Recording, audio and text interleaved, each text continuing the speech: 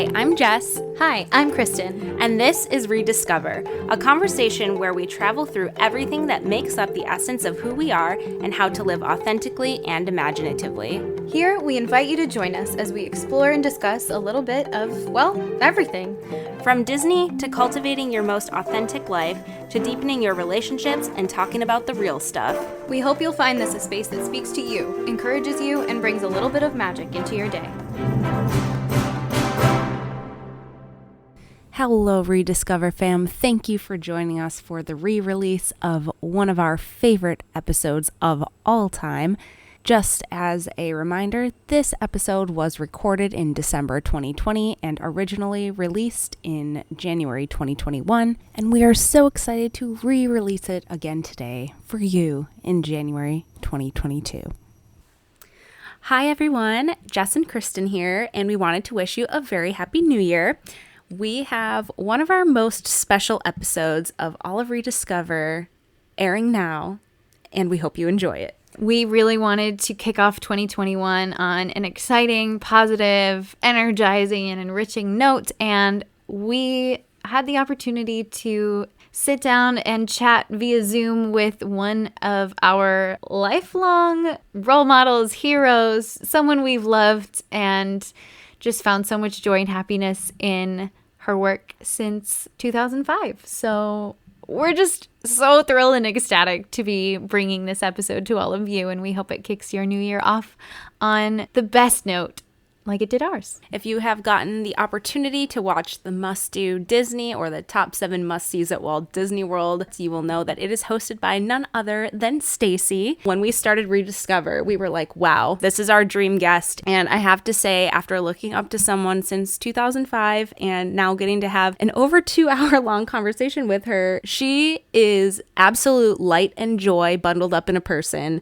She has so much wisdom, is so aligned with everything we talk about on our show and all of the goodness in life that we believe. We really think you're going to get a lot out of this episode. I agree. This conversation with her was more than we ever imagined it would be. Obviously, we've known her because of Disney, and many of you have for that same reason, but we have found so much spirit in her, so much wisdom and depth, and we just hope that, given that 2020 was not what anyone anticipated that it would be, that this episode really starts your new year off on a forward-thinking, uplifting note. We are just so thankful for her time, for her friendship, for her insight, and her gigantic heart. We hope that this puts as big a smile on your face as is on ours right now. So without further ado, introducing Stacey.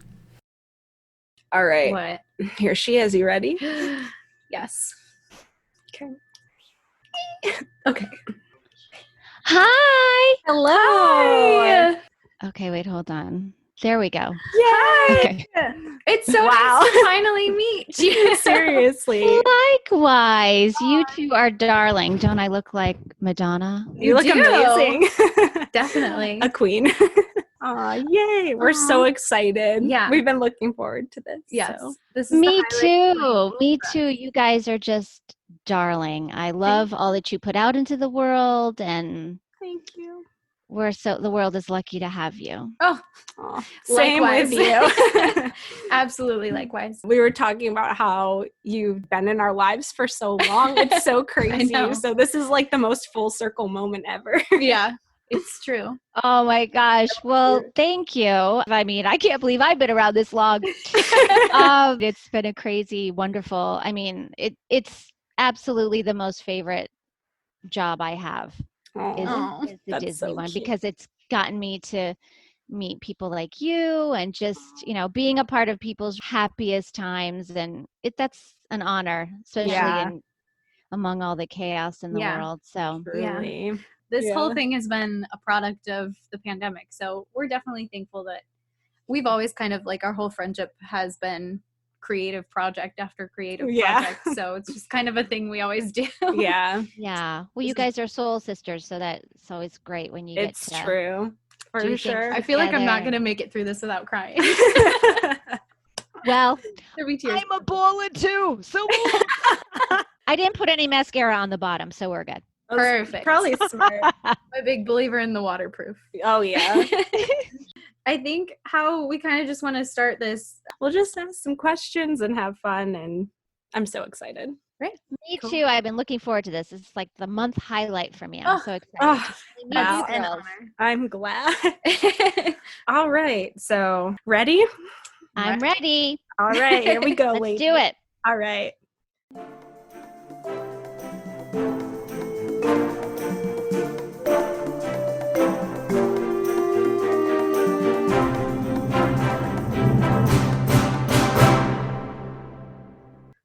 Hi, I'm Jess. Hi, everyone. I'm Kristen.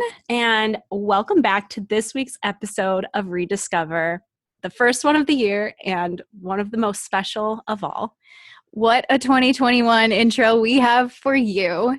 Today on the podcast, we are so honored, humbled, just absolutely thrilled to introduce you all to someone many of us, hopefully all of us, know and love. We have the wonderful and iconic Stacey with us today, and we are so excited to talk to you. Thank you for taking time out of your busy life to be here with us.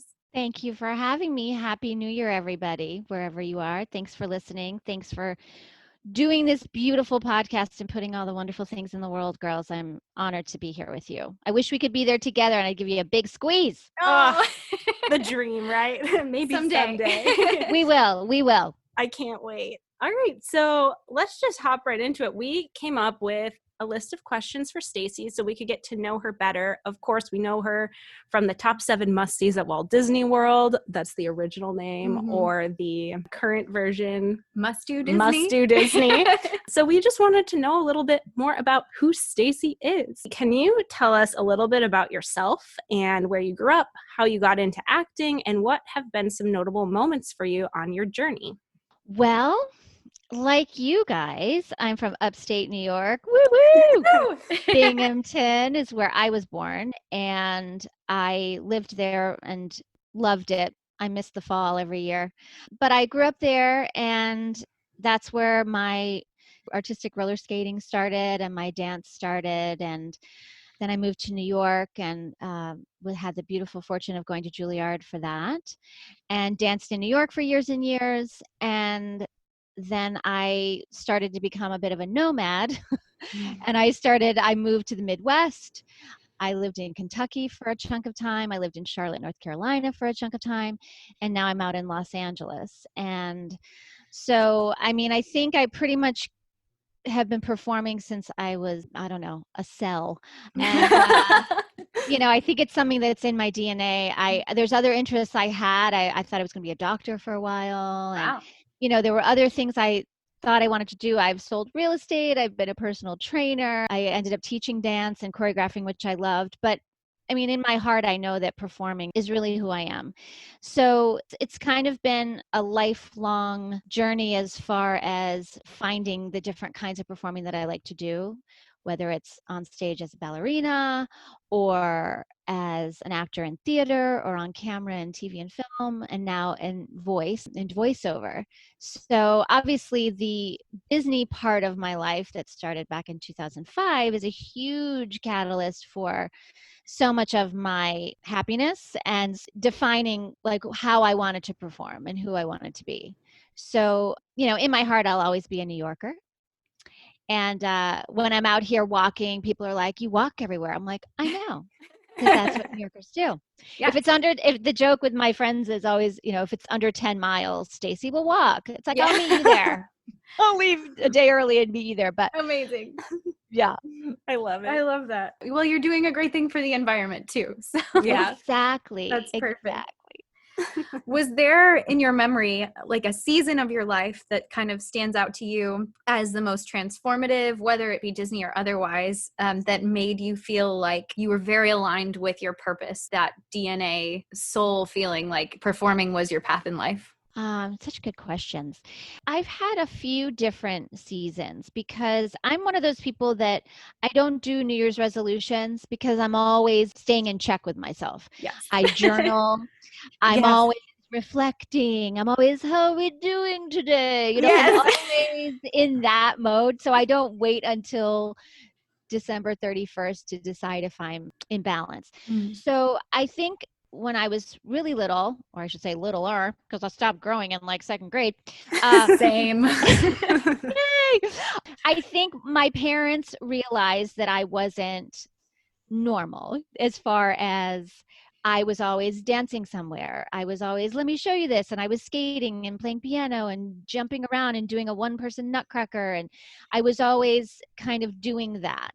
And so thankfully, and so much to their credit, they realized that I needed to maybe go in a different direction and not necessarily do some cookie cutter type of thing. So when I said, I want to go to Juilliard, they said, okay. And I knew that it was going to be hard, but like so much of my life, I kind of just decide I'm going to do something. And it doesn't really occur to me that I won't get to. So That's amazing. That's a good, you know what? That's the mindset you need. Yeah. yeah. And so exactly. So I didn't understand until after the fact that there was the whole audition process and sometimes you get told no. Now cut to, you know, my current life where I get told no 700 times an hour, but you know, okay, that's, you know, as they say, your opinion of me is none of my business. Yes. But that was a major thing when they said, absolutely, we support that decision. And then each time, I feel like each time I've moved geographically was for like a new chapter. You know, when I moved from New York to Kentucky to dance and teach and do all of that. And then I moved to Charlotte. I was still dancing. And then I got the Disney opportunity and I was doing theater and TV and film there. And then that was a catalyst to move to Los Angeles.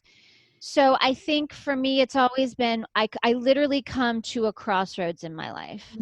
And I kind of operate from the place of the best decision or the right choice to make is usually the hardest one. It's not the one that's going to be, oh, piece of cake, got this. It's going to stretch me. It's going to make me go, okay, dig deep and figure out what it is you're made of and be willing to be awful for a moment until you get it figured out. But I have a high risk, I think, for instability, for difficulty. I'm kind of that person when there's a lot of pressure, I bloom. And so if there's a crisis, I'm like, where is it? You know, I kind of get calmer and more focused when the pressure's on.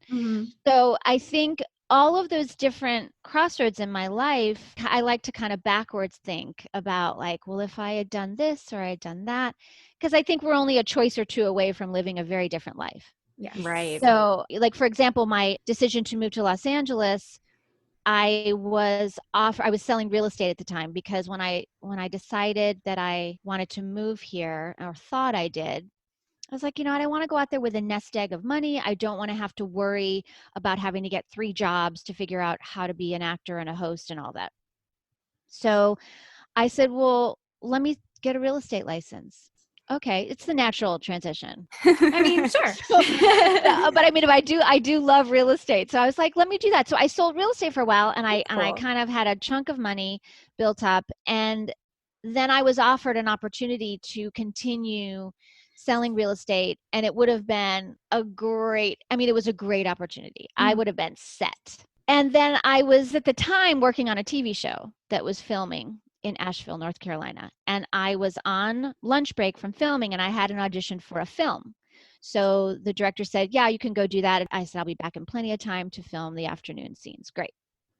So I'm driving to the audition. Not too far. It's my parents' wedding anniversary. I had called them in the morning to say happy anniversary, mommy and daddy. I'm so grateful. Thank you for having me. And I am driving along the highway and I see this tractor trailer coming on hot. And I'm thinking, that's weird. This guy is like, what does he want to see my radio station or my cute little outfit? Like, what is he doing? And he's running me off the road. So I'm, again, going to my call place going, this is not good. I see there's an off ramp, but between that and the main highway is this big median of an overpass. And I'm thinking, okay, I don't have time to get off the off ramp. And he's literally trying to get around me, but he's running me off the road. So I am slowly at 65 miles an hour trying to get out of his way because he's not stopping. I know you have to find the funny. That's all. Yeah, you have to. So I was like, okay. So I literally I get out of the way just as like I'm getting ready to hit the median. Thankfully, he kind of grazed me a little bit, and tipped me off the rest of the way, and I smushed my car, like totaled. Oh no. So my first thought, of course, you guys are performers, is I'm going to miss the audition. Yeah. I was really mad. And then, no, the first thought was, okay, I'm okay. Yeah. Yeah. And the second thought was, oh no, I'm going to be late for the audition. I'm going to be late to get back to filming. So I call my parents, because what is it about the sound of your mom or dad's voice that just makes everything okay? Right. Yeah. So I call them and they say, why are you calling again? That's so sweet. I'm like, well, I'm on the side of the road in a tuna can that once was my car. And anyway, so long story short, too late. I get my car towed. I get back. I do my filming. But the next morning, I was supposed to go and meet with the real estate company to tell them I was going to accept this beautiful opportunity that would set me up for a very long time. And in that moment, sitting on the side of the road in my smushed car, counting my blessings that I was still able to breathe and be okay, I realized that's not your joy, Stacey. Like, you love it as much as you love it. That is not who you are. Mm. And it was that time when I was vacillating between, do I want to move to LA and go and give it a shot? Or do I want to stay here and have a beautiful life and be a real estate mogul and all of that? And I realized, you know what? I am not in complete joy about this decision. Someone else should have this, not me. And so the next morning I went in and I told them what happened. Of course, they were like, oh my gosh. And they had come to see me in plays. And so they knew, because I was always like, oh yeah, I'm a real estate broker and a dancer and an actor. Like, I always had to qualify it, which tells you a little bit that you're not fully complete in that one decision. So they completely understood and they said, we totally get it. You've got to go and follow your ultimate dream and your ultimate happiness. And that for me was a huge turning point of, no matter how weird it seems, no matter how difficult it might get, and even if it makes sense to no one else but your own heart, if that is your truth, you need to go with it. So I remember walking out saying, thank you. I still have my license, inactive. I could go back and sell if I wanted to, but I realized at that moment, I was investing in myself. I was trusting myself and believing in myself. Yeah. And I mean, no matter how many wonderful people you have in your life, nobody can believe and cheerlead for you as best or as much as you should and can for yourself. And that was in 2007. And I have no regret, even though it was a wild ride and getting started out here. It was absolutely the best decision that I made. Wow. I want to cry. That story was so incredible, but it's so beautiful how you were really rerouted almost to become aware of it. And it's like divine intervention. It's so cool. It's almost like if that guy was. hadn't run you off the road, would you have had that moment to kind of take pause and get real with yourself about what you really wanted? So it's just so interesting how moments like that can be so powerful. And in the moment you're like, this is awful, but really it ends up being so significant in a positive way. Yeah. And how often, even though we can, doesn't mean we should. Yes. And so I think that the few times I haven't followed my instinct, I was like, oh man, I should have done. So I just think I've always kind of been okay with, if everyone's going left, I'm going to go to the right if that's what it feels like, and be okay, because I'm my own best friend. I like my own company. I believe and appreciate who I am, what I bring to the table. I'm not great at everything. I'm not everything to everybody, but that's okay. Yeah. Everyone doesn't like me, and that's okay. Okay. It's like, it's fine. I'm with me for my whole life. Mm-hmm. So I better like who I am. I better love who I am. I better stand up for who I am. And otherwise, what a not a nice, great place to be in your life, right? Yeah.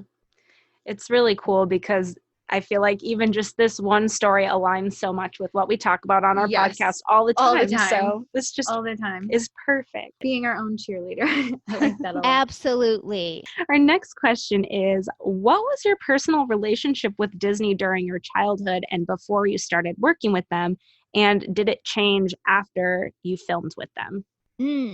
Okay, well, I had never been to Disney World. What? Ever. Wow. That's Never. insane. I mean, I used to love obviously watching the movies and I loved, Lady and the Tramp. And I used to watch the commercials and they would come on. I would always be like, look how happy they are. And everyone's wearing pastels and everybody is so just like there's fireworks, bluebirds landing on people's shoulders. I mean, it was just like I would watch these commercials. But I mean, growing up, I have 4 older sisters. We had a family of 7 and my grandparents were always there. So there was at least 7 to 9 of us at any given point. And, I was dancing and my sisters were doing things. So hauling 7 people or 9 people around is not an easy or cheap enterprise. So we would do sometimes little vacations here and there, but we didn't really do those kind of like spring break things. And our family was sort of its own built-in vacation, if you will. So for me, you had to tear me away from the skating rink or the dance studio. I was like, I can't miss one thing. But it was something I always knew of. And it was always this literally, not to be corny, but this magical place that I had heard of and people I knew had gone to, but I had never been. And so when I got the audition and then booked the job, I remember flying to Orlando thinking, like, you're going to get to go there. Like, oh my gosh. And so literally the first day of filming, we did some wardrobe days and, all the prep and pre-production, but I remember standing in World Showcase. That was the first shot we did. And I'm standing there and I'm looking out and I'm looking at the lake and I'm like, you're here. Like it was so, and the character bus like drove up and that it was so wild. Yeah. Yes. I know this is like vintage. People are like, what are you talking about? No, I remember that. I loved it. It was magical. I missed that bus. Yes, and they all hopped off and it was like, oh my gosh, because growing up, my sisters and I, we named all of our stuffed animals. They all had voices. Of course. Which is, I think I was doing voiceover before I knew what it was. Like we still to this day never call each other by our real names. It's always our, the bear or the monkey or the cat or the puma, whatever the animal was. And so I remember thinking like, this is so cool. This is like my childhood grown up and I get to play around with these guys. So that was the first time. And so every time I've got the beautiful opportunity to go back, there's always a new experience. And even if I have done something at Animal Kingdom or I've been at Magic Kingdom, obviously a bazillion times, there's always something new. You guys know, like there's always something new to see. There's always a different experience and the temperature and the weather and the flowers look different. So I'm so grateful. I haven't been able to be back there for a while, which is a bummer, but who knows what the future holds. So that was a really exciting thing. So now, I obviously live out here where Disneyland is, and I've been there a few times, but my heart is in the world. Yeah, absolutely. We agree. This is just a question on the fly, but did you feel like overwhelmed with the amount of information that you needed to learn? Because I feel like not going there ever and then being the pro expert, how did you learn everything?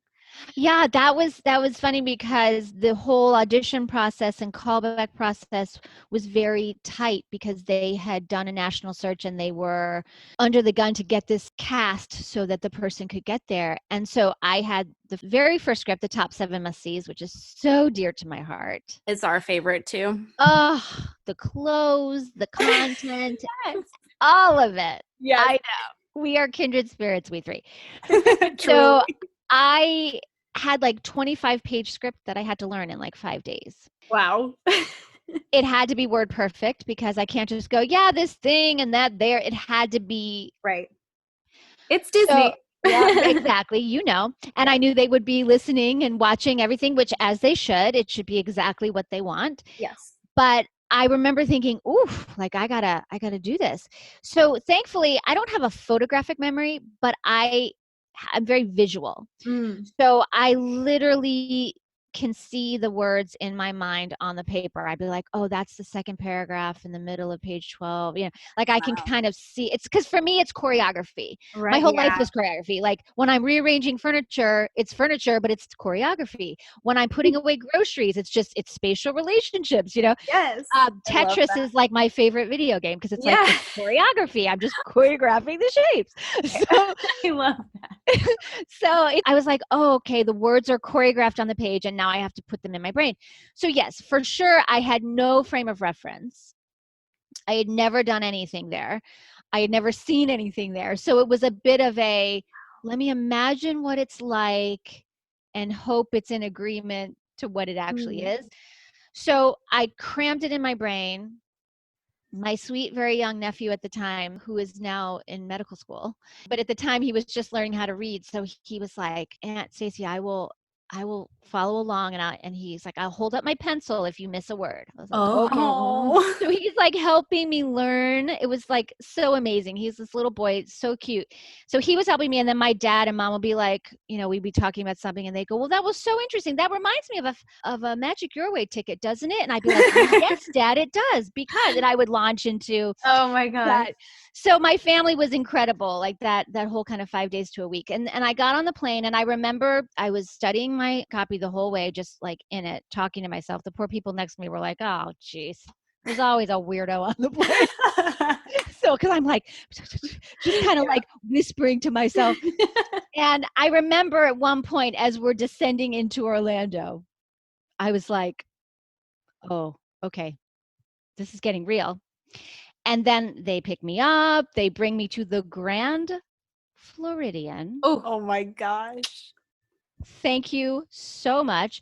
I walk into that beautiful yellow and cornflower blue lobby and I'm like, oh, what is this place? Yeah. I literally thought the bluebird was going to land on my shoulder.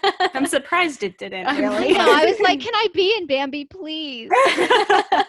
So I remember, like, you know, I had my call sheet. I was going to be up at like 4:35 in the morning, you know, and I remember thinking, okay, this is real. But again, I went, okay, you know, fire breathe. And I said, okay, you're here for a reason.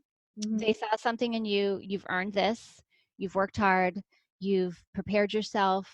And now you just have to enjoy it. You have to stop thinking of what isn't and stand present into what is and be a blessing. Do your best and don't waste a moment worrying, because then all that energy is hemorrhaged and you're not there. Yes. So I was like, you need to just be here. And I think once I had a moment of just like, and I just like shook it out and I said, okay, yeah. And I just said, okay, this is on, it's happening. And it was supposed to be for a year.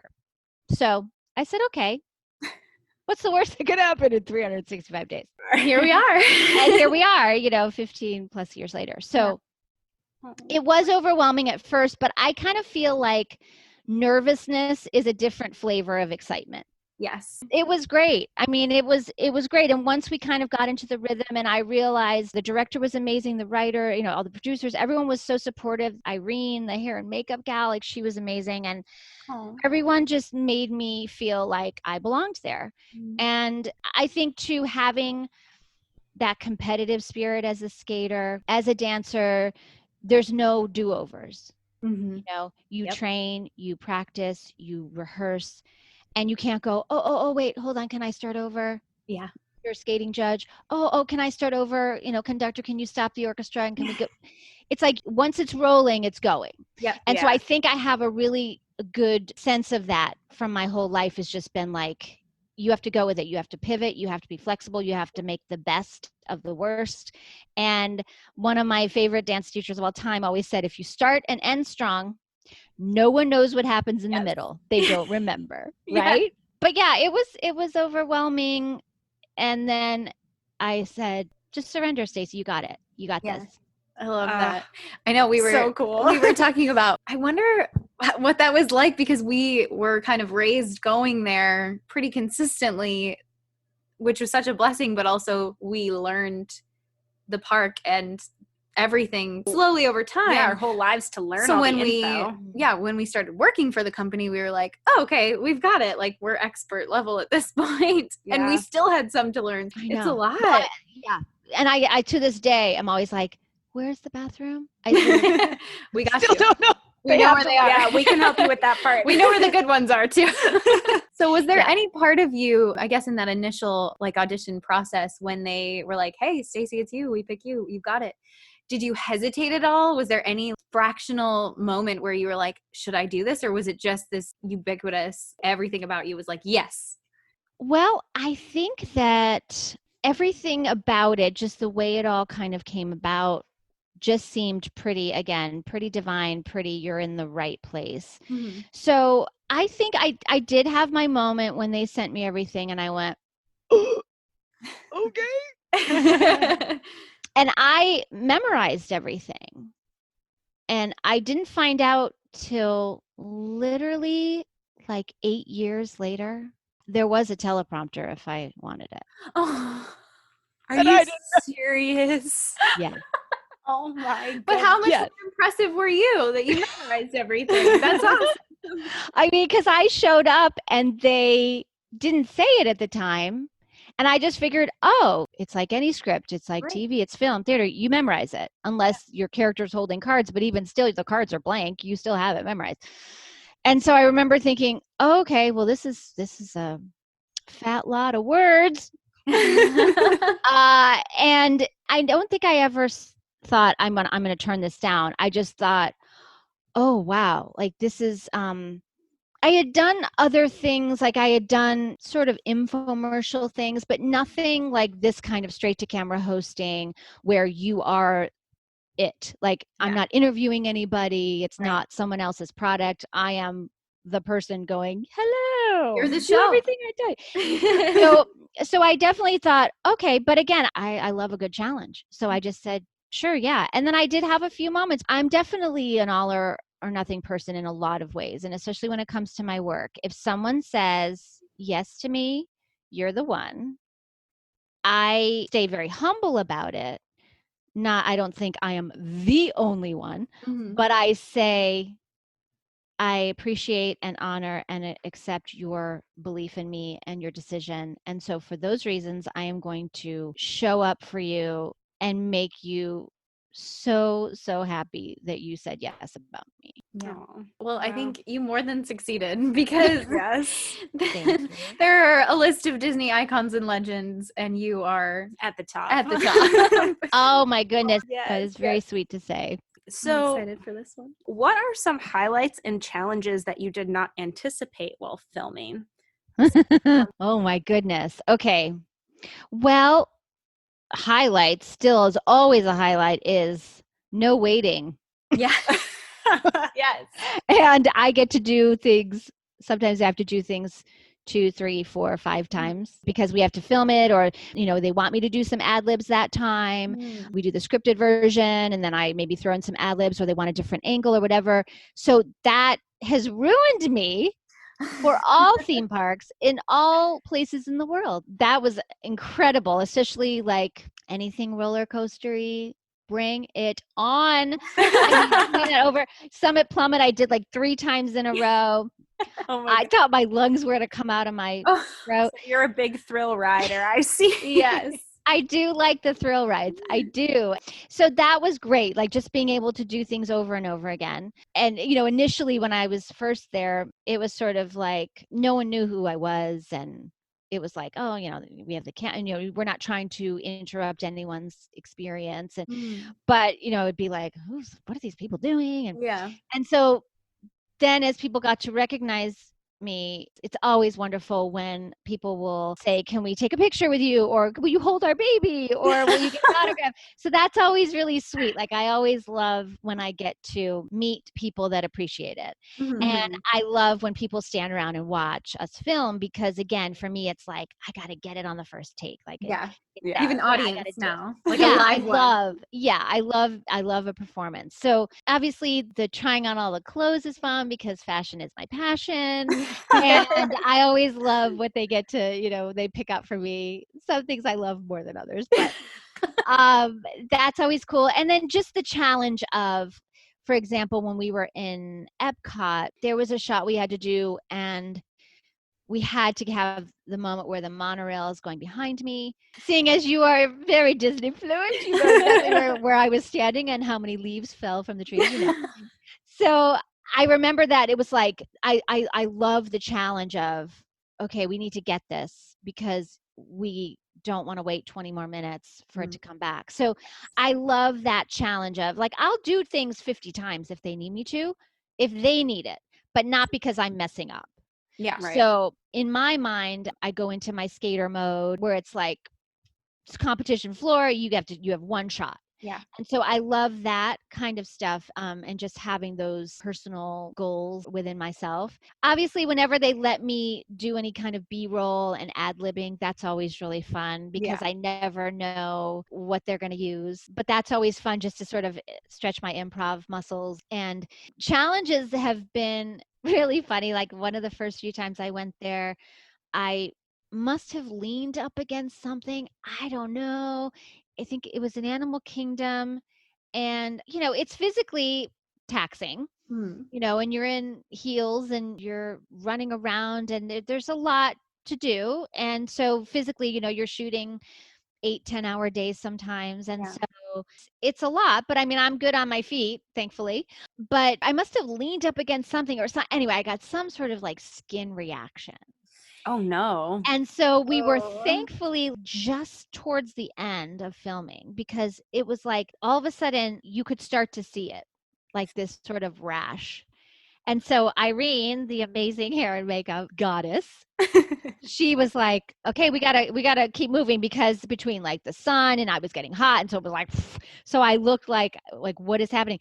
So I remember they had to send a doctor to my resort room and I had to get some medicine, because we had to do the next day. So thankfully, whatever it was, some sort of like, I don't know, just a little rash, I got cured by the next day. Thankfully, the next day, I was wearing a long sleeve, my Epcot shirt. We know. We know. And so thankfully we could cover what was still on my shoulders, but my arms that looked tragic were covered. And then even like who knew? like the bruises, getting bruises, you bump into stuff. And so thankfully all the clothes between the length of the skirts and the shorts, thank you, Disney appropriate, would cover all of them. But like the bruises and blisters and but again, like when you're a dancer and your toenails fall off and you have bloody toes, it's kind of relative. So it was like, oh, well, who cares? It's fine. But sometimes that was kind of hard. And I'm not a huge sun worshiper. They would have an umbrella, but sometimes, you're standing there in the shot and then they have the reflector. Mm-hmm. You think, oh, it's a sunny day, it's bright enough. No. And so you have that giant reflector underneath you. So that took getting used to. Like you have to be able to go, oh, I'm looking into the surface of the sun, but I have to have a relaxed eye and not to just kind of getting reacquainted with the glare and, those kinds of things. But I mean, all in all, it was hardly torture. Well, I'm glad they got that rash cleared up. Yeah, I know, right? There was a story behind the long sleeve Epcot shirt, I know. I was so grateful the way they had scheduled the filming, because if I had been somewhere else, it was like, because it's mostly sleeveless, right? Oh, and so I was so grateful there. Again, the angels were looking out for me because seriously, that would have been like, I'm gonna film like. Blizzard Beach. Yeah. The next day. Oh my goodness. We did a lot of the water stuff in January and it was chilly. Ooh, wow. It's not that warm there in January usually. Yeah, when we would do some of the updates and it was kind of, January, a little tankini, and January at 6 a.m. It's a little brisk. Yeah. 6 a.m. Oh my. Yeah. Which is worse, the brisk January at the water park or the sun reflecting into your eyes? Ooh, that's the sun. I don't know. I will say I did film one time in July. You did? Oh, and wow. We had never, it was always like November, January, April. Oh, wow. They had some things they really had to get. So it was July. Wow. Oh my gosh. I think I was in a coma and I didn't know. Like, it was so hot. You know how when you're so hot, you can't even sweat? Yep. Because sweat is even like, no thanks, hard pass. Yep. It's too hot. You're just not really here right now. I mean, it was so bizarre. It was so bizarre, but I was like, whoa. It was crowded too, which they normally try to avoid the crowds. Yeah. So that's, it's such a busy time, but that was bananas. Yeah. It's no joke for sure. Yeah. Well, we have to ask, in talking about ad libs and, learning a word for word script and everything. So we know that some of those iconic moments were obviously not scripted, but do you have any favorite ad lib moments that Disney did decide to use?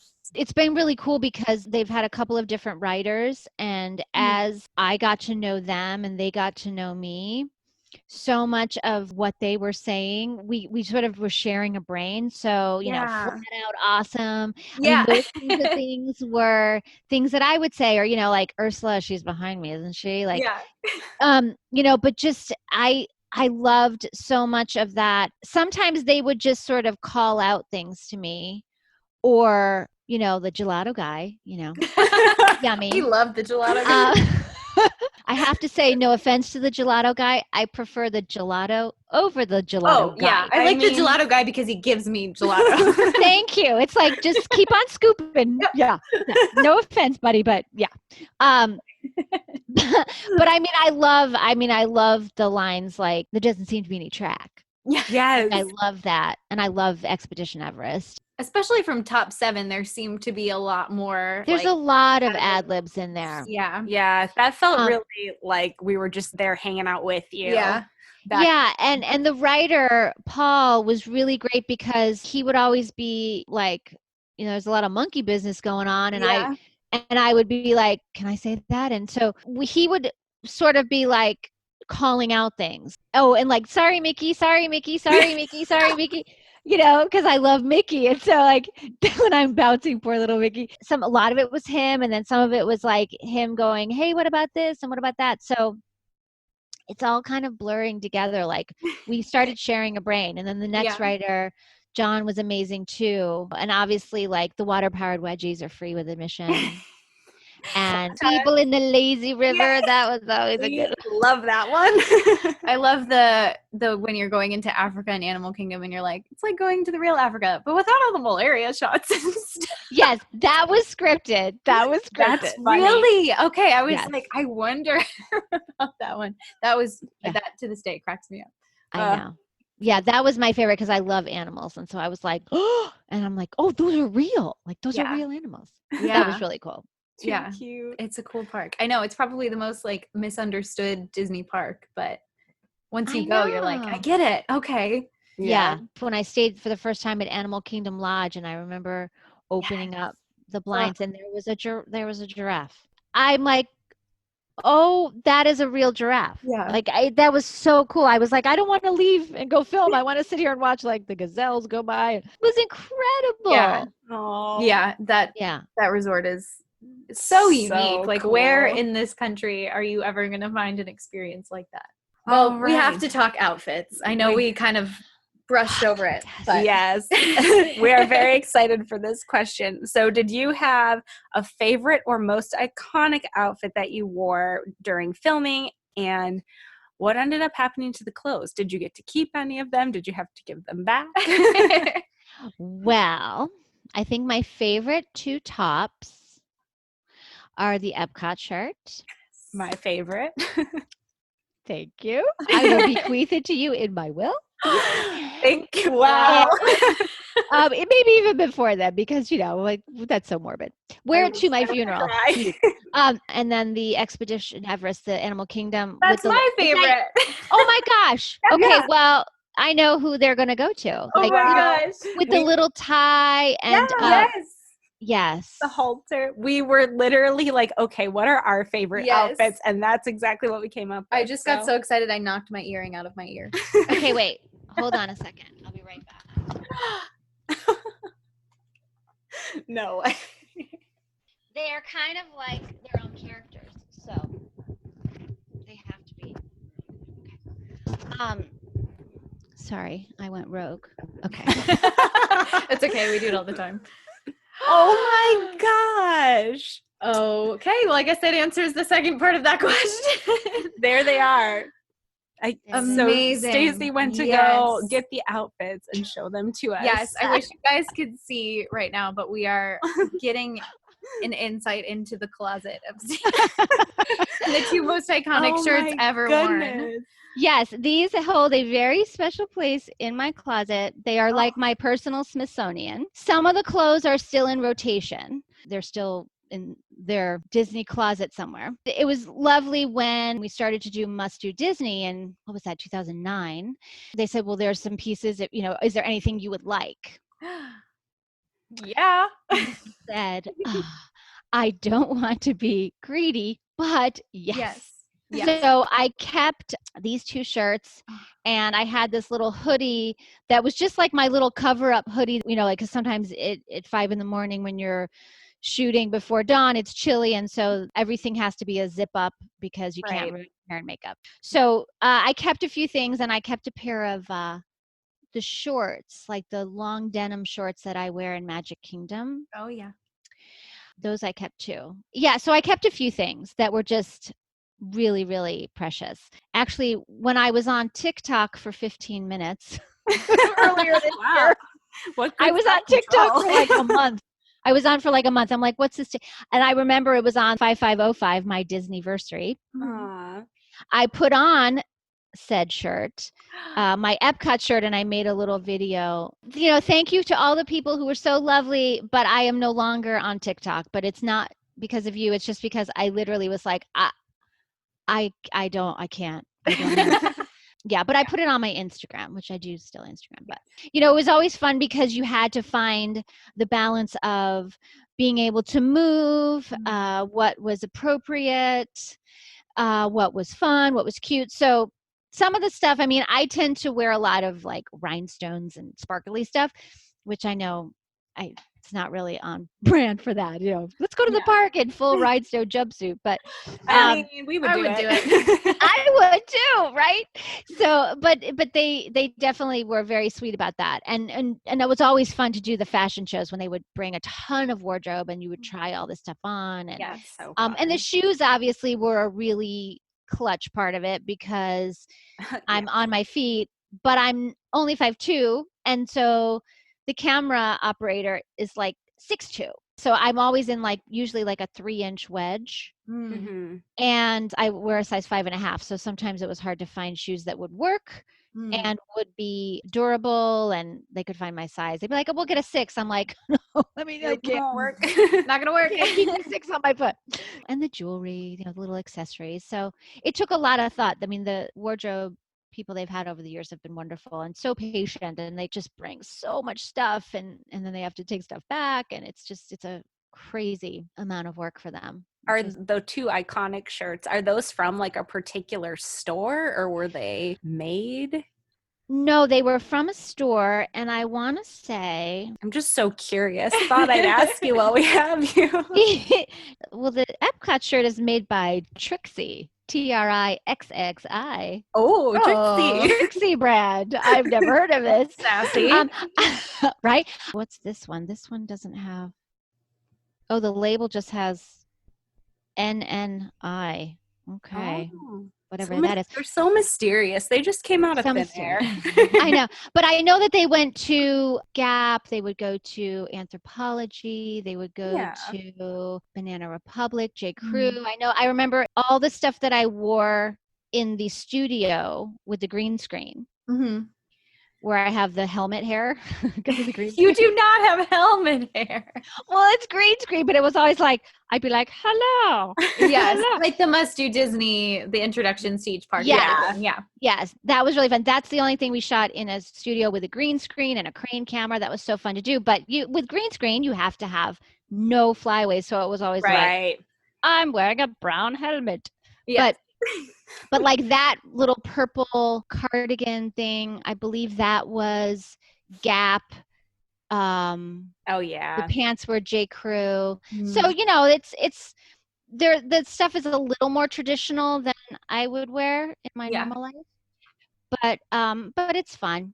It's really fun, and I love what they find. But then sometimes they would go to like Ross or Marshalls, and you can find such fun things there. Oh, yeah. Right. Like little one-offs. Yeah. I love that. So cool. Love You it. guys know fashionistas, you know. Did I answer that question? Yeah. Oh, Yeah. absolutely. You answered it with evidence. Okay. So sometimes I get on my little, tangents, and when I go fashion, forget it. If I'm not in my kitchen, because I love to cook and bake, and I'm not in my vocal booth recording, I'm in my closet. My closet is my mothership. I love my closet. My shoes, my clothes, they're like my little babies. I love them. They're pieces of you. They're extensions of your personality. Yes, Absolutely. I don't know if it's a Marilyn Monroe quote or something, but it's like, know who you are, dress accordingly. And I'm like, that is like a life mantra for me. I just always want to put on something that makes me feel like me. Yes. Even before the pandemic, I mean, I work a lot from home with voiceover. When I'm filming my web show, we do that at the studio, but I always have a rule. Like, I always get dressed. Like, I never stay in what I slept in. That's just like my personal thing, because I'm professional, and even though no one may see me, it's like, why not put on those cute stilettos? Because I love them. It's like, why not? And then if your feet hurt, you can just take them off right at home. Exactly. It's like when you look good, you feel good. And then you feel like you can show up, even if it's just for you. It just shifts the energy so you can be more productive and present. I feel like. Completely. Yeah. I'm loving your sweaters, both of you, by the way. Just say. Thank you. I'll trade you. Oh my gosh. Anytime. We would be beyond honored. We can do our own ModCloth clothing swap. Yeah, We can do I that. love those. Well, I guess since you've had such an incredibly dynamic journey, and you've lived so many different places, and you've done so many different things that have all kind of centered around this, staying true to yourself and just saying yes and seeing what kind of adventure comes out of it. But is there anyone who is a celebrity or a mentor or someone from your personal life who has inspired you most, or has helped you and mentored you, guided you along your journey? It's a great question. I would say my parents and my 4 sisters, because from the moment I was born, they saw me, they loved me, they supported me, and they never said, could you quiet down? Could you not? It was always, sure, we'll sit and watch that again. Sure. And even to this day, I mean, if something really cool happens and I get a win, they're the first calls I make, because everything good about my life, everything that matters about my life, everything that's really authentically Stacey is because of their sacrifice, their support, and their love. So for sure. They're my heroes and sheroes, for sure. Oh, my heart. I love that. Yeah, such a sense of allowance. Your path obviously isn't the most typical by any means. It's almost like they really trusted your gut too, as much as you've kind of trusted your instincts over the years. Definitely. And all of my sisters are incredibly amazing, accomplished women. And my parents, they really, I didn't have children of my own, but I have perfect cats. Those are my perfect children. But they're such a role model for me. And I wish this for everyone, whether it's your given family or your chosen family, to find people that push you constructively, that don't just say, sure, yeah, that's great, but they excite you and empower you and encourage you to stretch and reach and become your best version of yourself. But they're always that soft place to fall, and always the place that says, you're enough, you're okay, and we love you unconditionally. I mean, I truly, like, in my perfect world, that's what everyone would have. And so I think some people find that in a chosen family, and some people are given that, and I'm so grateful that I was given that. But it comes with responsibility. I mean, you have to earn trust and respect and honesty. I mean, that's not just something just because you share blood, or because you say, great, we're going to be in each other's lives, that you just get. There's responsibility to that, and you have to nurture that, and you have to take care of it, because it's precious, and it shouldn't be just, oh yeah, it's fine, I got that. Over time, you need to keep that going. It's like a daily practice. It's a daily choice to like wake up and be intentional every day. Yeah. And I would say Beth Stern is a huge inspiration for me because I do a lot of animal rescue and all my animals are rescued, but I always try to help people find, and I think she's amazing what she and actually her husband Howard do. She's part of the ambassador for North Shore Animal League, which is the largest no-kill shelter in the country. Yeah. And what she does just with her own resources to help dogs and cats and kittens is just, I would love to be able to do that. Just to have my home open to all kinds of animals and find them forever homes. That would be amazing. It's amazing. Cute. It's so important too. What are your cats' names? Well, they are Hannibal. Oh, cute. And Charlie Prince. That's and Quinn and Kimmy. Yeah. I love that. Actually, Quinston Eaplin and Kimmy Cuddles, but Quinn and Kimmy. Yeah. I like the full names. I love that. Oh, they have nicknames. They have all kinds of names. Oh, yeah. I came to LA with 2 cats who lived this life with me for 15 years. I sadly had to put them both down earlier this year. And but they were amazing. Like they literally got to the chapter and said, "Okay, Mom, you got this." And in the course of being here, was chosen by 2 sets of brothers and sisters. So for a few years, I had 6 cats. It was crazy. Wow. My 6-pack, but they were amazing and they all got along. And now I have the 4, and so they're 7 and 4, the 2 pairs. But they're amazing. I mean, animals are my spirit. I think I am part cat, actually. There are some days I think I'm part cat and some days I think I'm part dog. Yeah. Do you guys have animals? We do. Oh, yes. I have Penny, the golden retriever. Oh, I love her. And then I have 2 cats. I named them in 7th grade, but they're Tigger and Tinkerbell. So they're very Disney. That's perfect. Yeah, they're siblings too. So Oh my gosh, how wonderful. I've had 3 dogs over the course of my life. And then now we have a golden doodle named Ginger, who's like our family dog. So right now I live like 15 minutes from my mom and my stepdad, so I can go visit all the time. Oh, I love it. She is like a person with fur. It's bizarre, her intuition and just how smart she is. It's crazy. I mean, the animals are the best teachers. They really are if you're paying attention. I mean, talk about perfect examples of being in the moment. Like they don't worry about yesterday and they're not traumatized by that time that loud bang happened, and then tomorrow they're not worried. Like they are so in the moment, which they're such great teachers about that. Yeah. And just the instant calm that you feel. Like she'll feel whatever the energy is. If someone's crying, she immediately is like where you are with her head in your lap. So where are you going to find a love like that? Right. I know. And the bond is forever, whether they're here with us or whether they go beyond. It's like part of the journey that you sign up for, but I can't imagine my life without them. You feel them still because it's literally like your heart's just stretching a little further, but they still have it. Yeah. It has limitless capacity. Completely. I'm hoping to adopt my own puppy in the next maybe year or 2. Well, you'll know when they choose you, you know. Yeah. They definitely choose you. That's so true. It's such an honor. And it's like, you just can't, you can hide, you can run, but you can't get away from it when they're like, no, you're my human. Yeah. Okay. Surrender. Yep. Oh, I think I do that with people too. Whether you want me or not, I'm here for life. I know. Well, I choose both of you, so I hope we choose you too. Absolutely. Okay. Well, we've heard it here first. Now we have witnesses, so you can try to run and you can try to hide, but I will find you. It's okay. Honestly, a blessing. A true blessing. All right. So this is our last full question of our little podcast interview, and I think it kind of is a great segue from what we were talking about. But what is your ultimate dream for your life, whether that be a dream performance role and or something else entirely? That's a good question. I'm always dreaming. Speaking of animals, for sure. I mean, I would love to be a part somehow and a witness to no more homeless animals and no more homeless people. Yeah. I live in Los Angeles, and especially this year, but even prior to, I mean, it's very confronting when you see such visuals of that kind of suffering and lack. And I just think we can do so much better.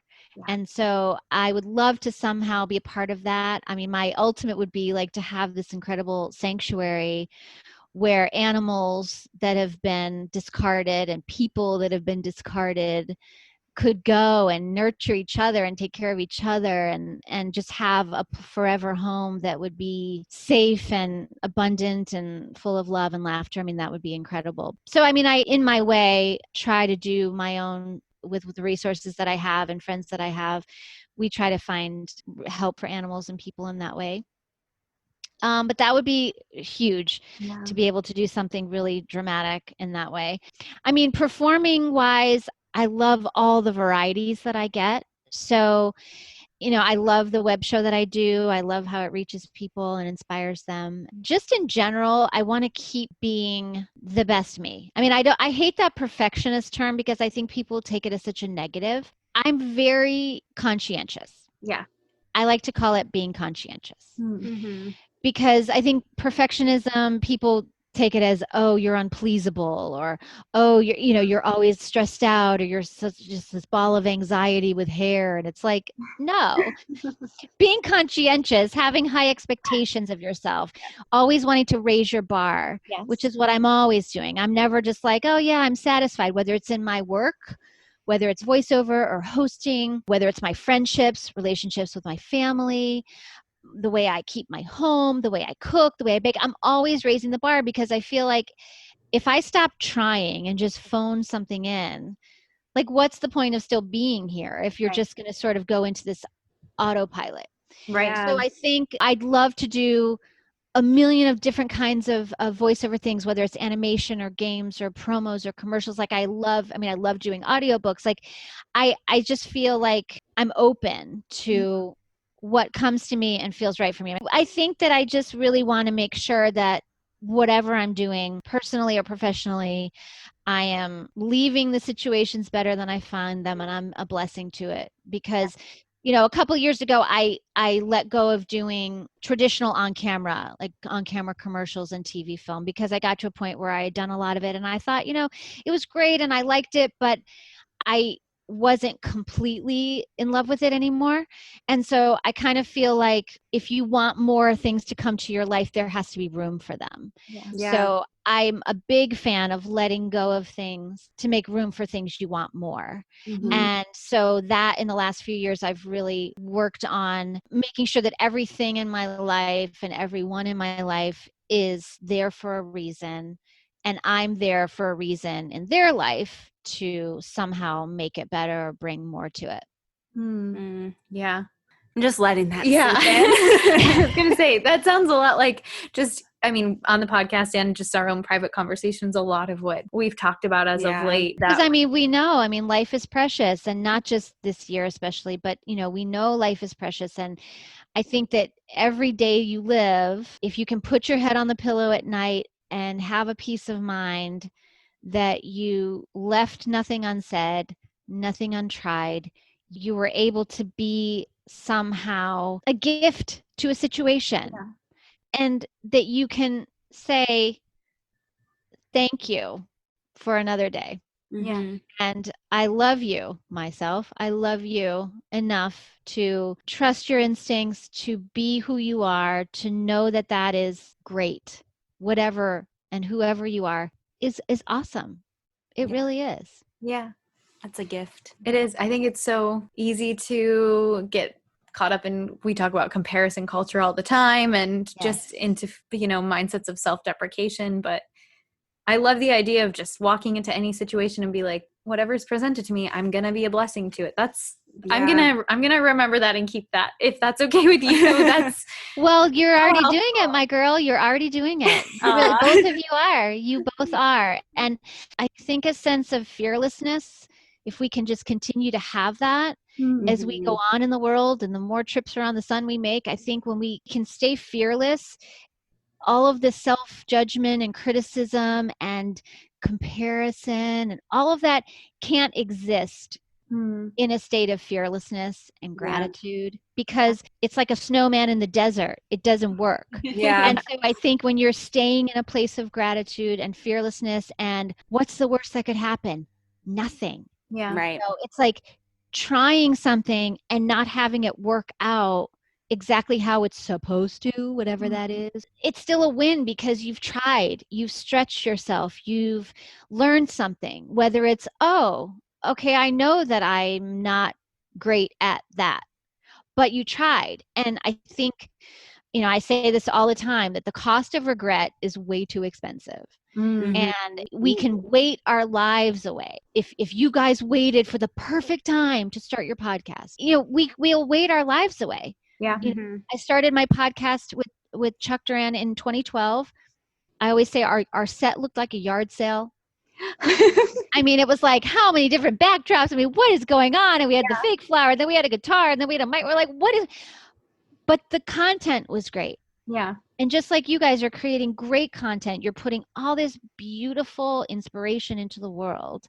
And if you wait until everything is perfect and you have this much money, or you have followers, or you live in this place, or you'll literally wake up and years of your life will go by and you'll be like, what happened? Where did it go? So I think if you show up and you're just willing to be fearless and willing to say, I'm going to try, there's nothing bad that can happen. And if it's your life and it's your truth, nobody can take that away from you without your permission. So everybody has a story to tell, and not everyone wants to hear your story or cares about your story, but it doesn't mean that it's not a story that should be told. Because if one person hears your story and says, oh my gosh, that's exactly the words I needed, that's exactly the motivation I needed, think about what that does to the world. Yeah, exactly. That's so true. So proud of you guys. You're doing such a beautiful thing. Such a great thing. Thank you. Thank you. And thank you for being a part of it. Yeah, I think we've never really thought too much about a number or anything like that. It's just like, and we've kind of stuck to that almost as like a disclaimer or a warning, like, we're just going to be us. And if you don't like it, yeah, I'm sorry. But yeah, just showing up as your true authentic self. Like, we've made that such a pillar within our podcast now, but it's been a pillar within whatever we've done in the past 10 years. So it's the way that we've chosen to move forward, and I'm proud of it. So absolutely. Absolutely. I mean, as I think I'd said earlier, I mean, I am told no 737 times an hour. LA, I live in a place where it is a lot about comparison, and people are always trying to do this or be that. And I'm glad that I came out here at a time in my life when I was a little bit older and a little more resolute in who I was and what I wanted and what made me happy. Because I think at the end of the day, every time I get to audition, I look at it as, oh, look, I got to do that great job. I look at it as I got to do the gig. Yeah. And if they call and say, oh yeah, we want you to do that gig again, and I get it and they pay me, great. It's great. Yeah. With voiceover, especially, like, I walk out of my booth and I walk down the hallway, and I have a discipline with myself, is that by the time I hit my living room, it's gone. I don't think about it. I don't talk about it. It's gone. Yeah. If it comes back to me as my thing to have, great. I'm excited. It's wonderful. The cats stay in the lifestyle they've become accustomed. It's wonderful. But I always remind myself that anything about my life that is the most important, my peace of mind, my happiness, my well-being, my self-worth, nobody can take away from me without my permission. Yeah. Yes. I always believe somehow, some way, even when it's dark and scary and weird, or it seems like nobody's saying yes. Like, it's such a small word. Can't you say it? That it's going to be okay. That it's all going to work out. Yes. Because just energetically, it releases things in your body that makes you smile. It makes you stay in gratitude, and it makes you remember. And as we've learned so much about this year, I think that what is truly important in life and what is truly our purpose. And moving forward, I hope that people will be changed. Me too. That they will not just go back to the noisy, the way things kind were of living. Mm-hmm. Yeah. Because, you heard people saying, 2020 is going to be the year of clarity. And I think people thought it would be a different kind of clarity. It's very sad. I mean, I know people that have lost their lives. I know people that I love have lost people. And, Mm-hmm. people are struggling. And, you guys have had your challenges as well. And I think that's not for nothing. But I think at some point when you stand at that crossroads and say, is it going to be a punishment or is it going to be an opportunity? And figure out how we can be more and better and more unified. I think that would just be the most incredible way of saying, I've learned a lesson. Yeah. That it was actually a year of clarity. Yeah. Yeah. What a great way to kick off the year. Yeah. That was the pep It's talk true. I needed. The pep talk that everyone needs for 2021. It's Yes. true. I just really feel grateful that even though it's, been a darker time for most of us, it's really, I guess, allowed us or given us permission to kind of rearrange. Like we don't feel as much pressure to conform anymore.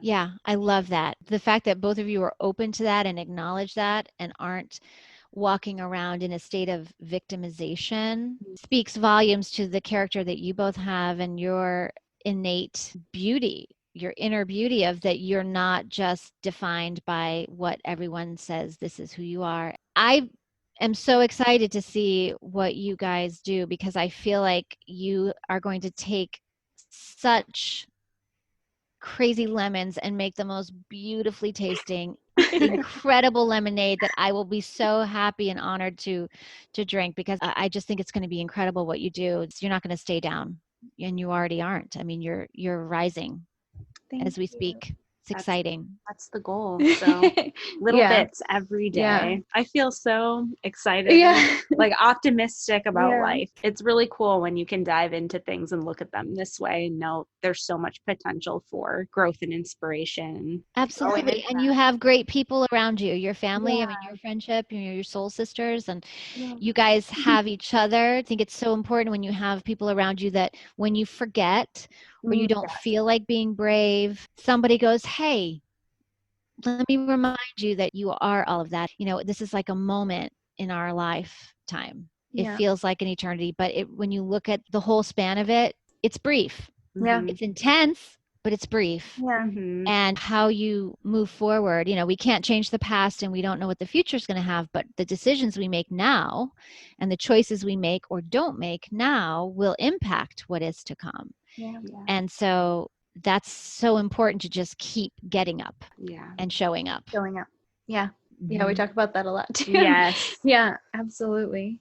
Wow. We're sponges. We're just sponges for all of the wisdom that you have to offer. You should write a book. Oh, that's so sweet. You really should. I'm completely serious. We will be the first pre-orders that you get.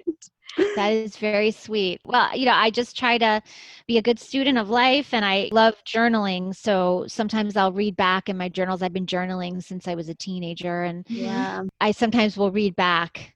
I think it's cool because you get to sort of see, oh, wow, look at you. Oh, grown up and learned that lesson or you notice patterns. I think when you have to put it on paper, there's a different kind of accountability to yourself than just going, I want to do this or I'm going to do that. When you actually have to take those words and put them into your hand and put it on a piece of paper, I think that makes a very different kind of experience. For sure. So it's funny because someone said to me 2 days ago, I mean, I do writing for work. I mean, I write scripts for voiceover demos, but someone said something to me 2 days ago, literally, and they said something about writing a book, and I was like, oh, I don't know. Well, here's your second confirmation Here's your of second that. one. Well, I know who's going to write the foreword. Oh, we would be honored. We would. We truly would. Oh my goodness. We'll put these shirts on the cover. Yes. Oh my goodness. We too are avid journalers. We talk about journaling all the time as well. Yes. Isn't it great? It's the best. It's my favorite exercise, my favorite recommendation for anyone who ever asks of something to do to cultivate a practice. It's the best. Yeah. So what does it do for you guys? Like, what did you get out of it?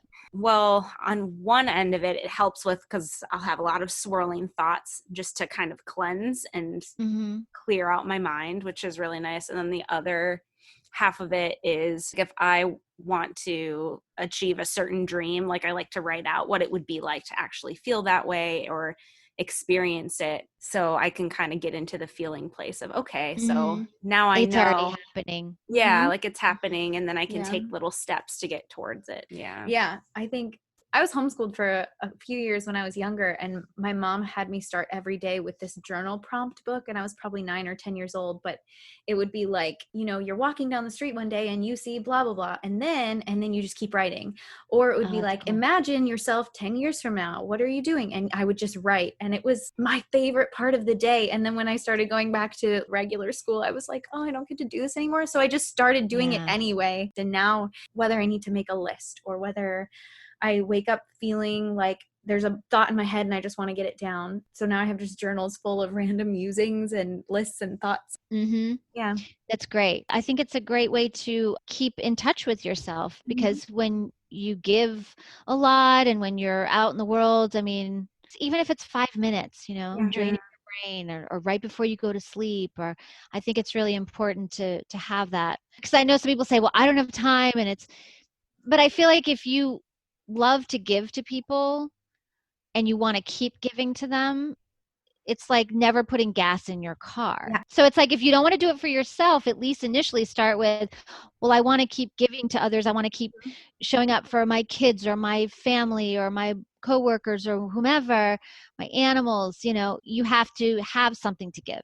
If you're not going to do it for yourself at first, do it for them so that you can still be there to do it. It's like asking yourself genuinely, like, how are you? How are you doing? Like, it's like looking in the mirror and asking yourself that question and then putting the answer onto the page, essentially. All right. So we are going to transition into the rapid fire section of the podcast. So this is kind of the wrap up. We have rapid fire questions just for Stacey particularly, and then the second half is rapid fire questions we ask to all of our ReDIScover guests. Yes. So we're going to start with the ones that are just for Stacey. Yes. So, of course, we have to ask you some Disney rapid fires. Yes, so which I'm always bad at. I'm prefacing by saying, because it's like picking a favorite cat. I can't do it, but I'll try. I will try my best. We're really bad at them too. We've discovered when we ask each other rapid fire questions. I always have like 3 or 4 answers. So or just some tangential explanation as to why we chose that one. Good. Okay, so that I'm not going to be too hard on you. You are in good company. We are kindred spirits, for sure. Well, the first one is, what's your favorite Disney park? Animal Kingdom, Magic Kingdom. Okay. Great. I have to say them both. That's okay. How about favorite ride? Oh, that one's hard. Evil girls. Evil. Okay, I would say Rock and Roller Coaster starring Aerosmith. Okay. Awesome. And Expedition Everest. Ooh. The thrills. The two like top thrills. Yeah. Okay. Something near and dear to me. Who's your favorite Disney character? Aw. I have to say Mickey and Minnie. Oh, yes. Can't go wrong. The classic. I love them. Okay. Favorite type of performing you like to do? Yeah, that one's probably the hardest. That's a tough one. That's hard.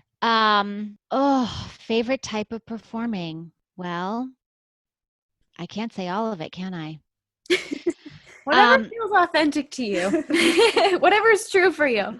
I mean, I love hosting. I love hosting Disney, and I love hosting my web show because it gets me to connect with people. I love to connect with people. And I love voiceover. I love all the things I get to do with it. So I told you I was bad at this. That was an excellent answer. Excellent. That sums you up very well. I like it.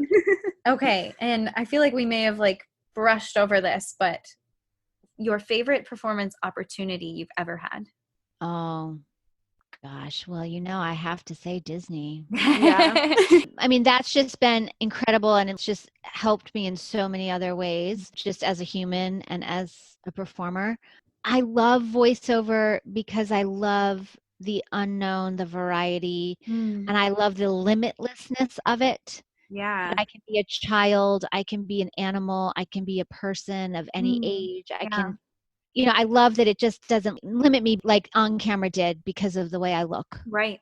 That's amazing. And I just love that I get to tell the stories or be whatever. There's no limit. Right. And I love that. Yeah. I've done some fun commercials. I've done some characters in the Final Fantasy remake game. I did this audiobook, which was really fun. I was a 13-year-old girl from the South, and it was read from her point of view. Oh, wow. Cute. And it was called Revolution. And so Okay. the whole time I'm like, I'm Sunny and I talk like this the whole time. And that was really fun. And it was a cool challenge I had never done an audiobook before. So, That's so fun. I like the fact that no day is the same. I Yeah. never know what's going to happen when I open my email or answer my phone. As much as sometimes it's weird and can be a little like, whoa, this has been an interesting week or month. Yeah. I like that I'm always having to be on my toes, literally, about whether it's I have to send something in within minutes, or I like just having the variety and the ability to just be in the moment and pivot. And if you want this accent or you want that type of read or whatever it is. So I really like that. I love That's that. so fun. How freeing. Okay, so here are our rapid fire questions for all ReDIScover guests. The first one being, what does living authentically mean to you? Talking to beautiful people like you. Oh. Truly. No, I think authentic living is about balance. I think it's about your thoughts, your deeds, your actions all being in agreement and alignment for you and not what you should do or what everyone else is saying. I think it's being really quiet and listening and trusting that you have the answers and having the courage to live those answers. Yeah. Fantastic. Well, I know that we're not doing so much traveling right now, but hopefully soon, if you could travel to one place anywhere in the world right now, whether you've been there before or not, where would you go and why would you go there?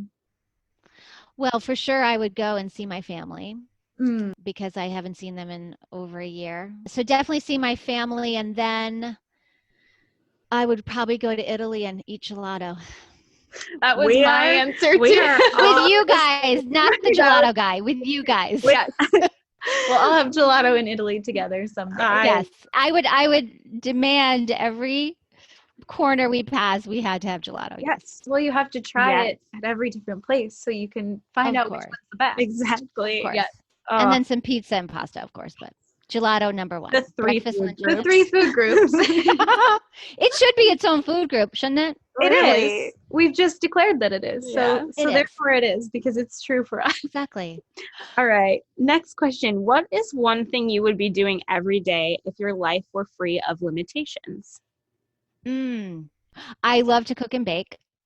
I do it a lot, but I would do it all day long. I love making stuff and giving it away to people.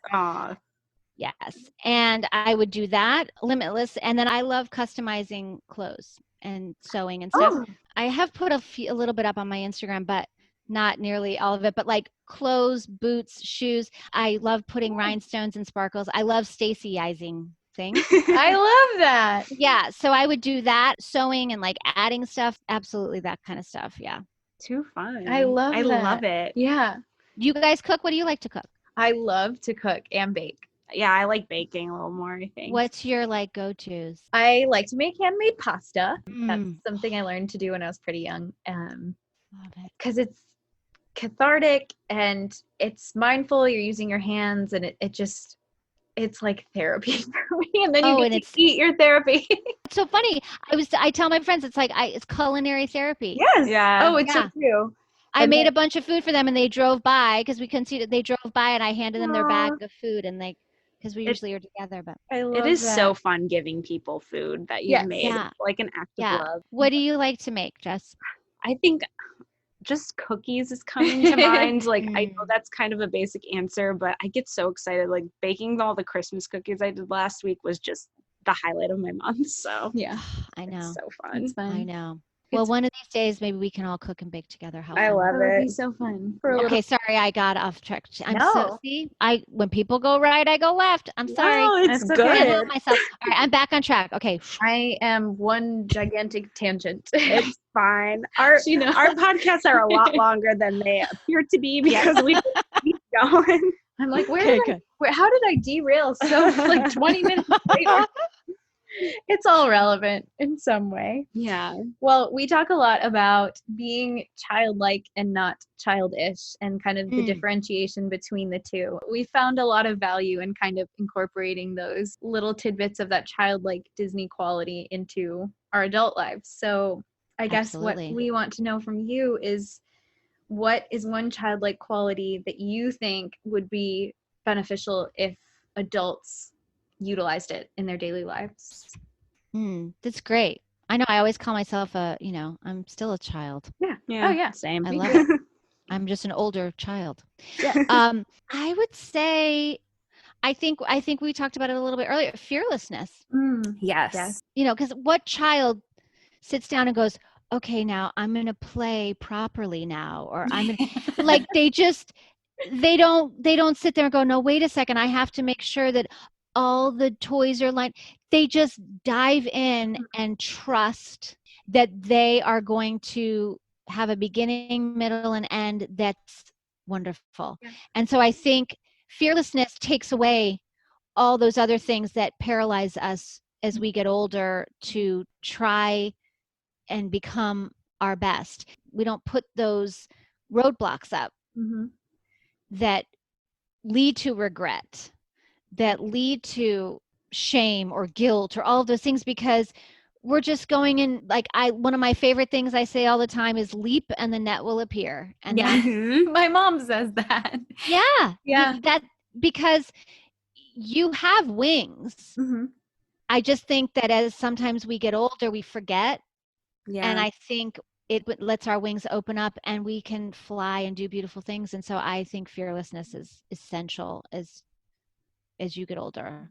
I'm not talking about leaping without a parachute out of a plane. We do not recommend. There's a difference. But yeah, I think the fearlessness is essential, because it prevents us from, when people say like, oh, I'm not going to do that, it's not going to work. Well, how do you know that? You didn't even try. Right. How do you know? You don't know what's going to happen. So I think staying in those choices in the moment, that you can control, but you don't know what's going to happen in an hour or tomorrow. And, our life can change dramatically just by making one or two different choices, or making no choice at all. Yeah, that's so true. And fear is a liar. Yeah. Fear is such a liar. It's a trickster. That's for sure. Yeah. I love that though. I love kids so much, but I love how fearless they are. I love how they just, they're not afraid to talk to you. They're not afraid to answer truthfully when you ask them a question. Right. And they're not like, oh no, I can't talk to you because I have a jelly stain on my shirt from my lunch. It's like, they don't care. They've got stuff all over their face, or they have the left shoe on the right foot. They don't care. Yeah. And I think surrounding yourself with people who encourage that in you, because I have friends who, we don't have to be okay all the time. Right. There's people that are like, oh, I can't talk to that person because I'm kind of feeling a little wonky today. Yep. You need to be authentic. Yeah. And put people in your sacred circle that strive for that for themselves, so that it's not just about everything's great. Yep. The people when everything's not great. So when the people show up when it's not great and there's not rainbows, and that's when you go, those are my people, because it's easy to be okay when everything's great. Yeah. But when you're not at your best and when you're not okay, who still loves and accepts and wraps their arms around you and says, I got you, we're good. And it doesn't have to be 300 people. No. If it's one. Yeah. If it's a dog or a bird or a fish, that's great too, Yeah, I think everyone who's isn't that way for me in my circle, I just call them acquaintances, because my definition of friendship includes that, because nothing is more of a pet peeve to me than like passive aggression or like false. We talk about like false or toxic positivity a lot. Yes. Yes. Just I call those people imposters. Yeah. Imposters. Yeah. Yeah. It's okay to not be okay. Yeah. It's okay to not be okay. And it's okay if everyone doesn't like you. And it's okay if you don't like everybody else. Yep, exactly. Okay. It's okay. Okay. Yeah. You're okay. You guys are on such a good track. I'm so glad that at this part in your young lives that you're figuring this stuff out. You're saving yourselves such a world of drama and hurt. You know, I always say, like, I don't like unpaid drama. I'll be dramatic if I'm being paid. There are people that really kind of fuel from that. And for me, I don't like that. I like to have steady, calm, find the laughter, find the learning, even if it's crazy, but just to sort of invite that kind of stuff, it's just not my jam. I agree. And whenever I find myself around it, I can feel how tired I get so quickly. I'm like, I gotta get out of here. I get very sensitive to like the energy I feel from it. I feel like I'm like breathing more heavily. I'm like, what is wrong in this room right now? I know. Well, the life has been sucked out. I know. The energy vampires. Yes. We were just talking about energy vampires. It's just not good. It's not a healthy long-term. Yeah. I mean, sometimes you're put in situations, obviously, but when you have a choice. Oh, yeah. I say, put the garlic around your neck. And don't let the energy vampires make a cute little choker out of your dry garlic. Cute little garlic. I might just do that. Like, we can put some rhinestones on it. Yes. You know? Oh, perfect. In between each garlic clove. We're going to start a trend to ward off the energy vampires. We're getting into next month. We're going to do like a whole month. The theme is going to be like relationships and what we've learned from them. So we're going to get into a lot of that, like, intentionality. Yeah. Well, you two are magnificent. Thank you. And do not need to settle, because whatever partner you choose should be an enhancement to your life. It should bring things to your life that you don't already have or can't bring. Right. And, you know, your own company is so much better than the company of someone who does not raise you up, does not appreciate you. Oh my gosh. There are too many people of all ages walking around thinking that someone is better than no one. And I am here to tell you, no. Okay. No. I have an amazing partner now in Chuck. But I have to tell you, I've spent years single, and I call it my love affair with myself. Because even if you are in a relationship, you should still have a love affair with yourself. Because even if you're in an amazing relationship, you're still an individual. And I think Chuck and I, we choose each other every day. We choose our family. We choose our relationship. And we're not married legally. I mean, we've done the legal documents and the will and all that stuff. I mean, we're married as you could ever be. We've been together for over 12 years. But we choose each other. And even if you're married, even if you're in a domestic partnership, however you define it, it's a choice. It's not just we got this, we're done. Like, you have to continue to choose each other, whether the law has put you together or just your word. Right. So, and it's a daily choice. Yeah. When you've made a good choice, it's not work. Right. Yeah. It's work when you're trying to make it work. And again, it goes back to what we've been talking about your instinct. When you know you have not made the right choice, it's like, well, I got to keep working at it because I can't look like I made the wrong choice. It's like, look like you made the wrong choice and make it better if it needs to be changed. Right. Yeah. Taking ownership and being vulnerable with taking ownership is huge. Yeah. You are a wealth of wisdom. Seriously. And I know that it's going to be, a lot of people are going to listen to this because they, like us, have seen you on their resort TV for years and years at Disney. But the reason we kind of cultivated these questions the way we did was because we have just always had such a sense of such a spirit in you, and we really wanted to get to know that side of you.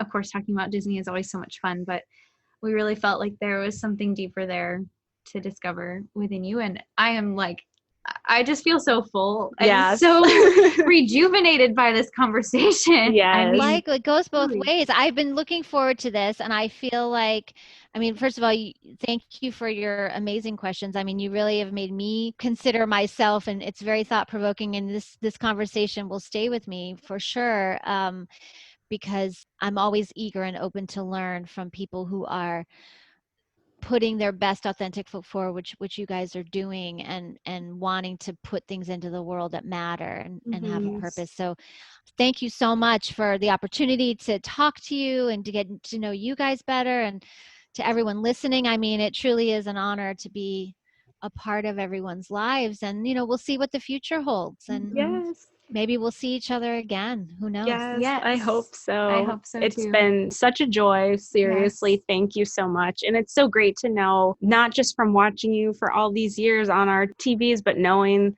that it feels like our hearts are all connected and aligned in a similar place. So it's really, really beautiful. So They are. And I always say that whenever I'm talking to the camera, I always feel like I'm talking to each one of you. Yes. Like, that for me has always been my thing. Like, I feel like I'm talking to everybody. But we will not be strangers. We can't be strangers anymore. Correct. No, that's true. That definitely comes across, I will say. Like, I think I could speak for pretty much everyone listening. We definitely all feel like we've come to know you as a friend. And now I'm so honored that we can call you friends. Yes. And thank you so much for Thank you. giving up your time and just opening up your heart and your wealth of wisdom. I couldn't imagine a more incredible way to kick off 2021. So thank you. Thank you, So Stacey. thank you guys, and abundant joy and blessings and love, and all that your heart can hold, I hope comes to you and everyone Thank listening. you. And to you. Thank you so Thank much. you. Thank you. Take care. Love those kitties. Yes. I will. And I never like to say goodbye. I always say, see you in a minute. Yeah. See you in a minute. I'm not a good leaver. You're real too. So it's perfect. Thank you, everyone, so much for listening. This was such a joy. And wow, I'm just going to go process all of this greatness that we just discussed. Yes. So thank you for listening, and we'll talk to you next Tuesday. Yes, we hope you'll join us next week. We're going to dive into some really wonderful wellness talk and self-care to kick off January. So we hope you'll join us for that. See you next Tuesday. Bye. We hope you've enjoyed this episode of ReDIScover. Please subscribe and leave us a review wherever you're listening. Your reviews are what keep us going, and we'd love to hear from you. Join us every Tuesday for a new conversation, and let us know what you think we should talk about next. Follow us on Instagram at positively.kristen and at jessicafay508. And check out Jess's blog at theroadjesstraveled with 1l.com. Until next time, Stay frumpy!